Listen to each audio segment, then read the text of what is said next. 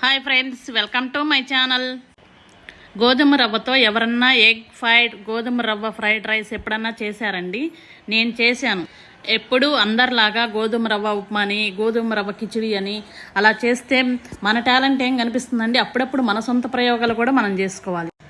గోధుమ రవ్వతో ఒకసారి ఈ విధంగా చేయండి. ముందు గోధుమ రవ్వని ఉడికించుకొని పక్కన పెట్టుకొని, తర్వాత వెల్లుల్లిపాయి, అల్లము, పచ్చిమిర్చి ఇవన్నీ కట్ చేసి పక్కన పెట్టుకొని, ఉడికిన గోధుమ రవ్వను కూడా పక్కన పెట్టేసుకోండి. వేరే కళాయి పెట్టుకొని ఆయిల్ కానీ నెయ్యి కానీ వేసుకొని దాంట్లో కట్ చేసుకున్న పచ్చిమిర్చి, వెల్లుల్లి, అల్లం ముక్కలు అన్నీ వేసుకొని అవి వేగాక 2 eggs, మీ ఇష్టం, మీకు ఎన్ని ఎగ్స్ కావాలంటే అన్ని ఎగ్స్ వేసుకొని కదపకుండా అలా ఉంచిన తర్వాత 2 minutes తర్వాత ముక్కలు చేసుకోండి.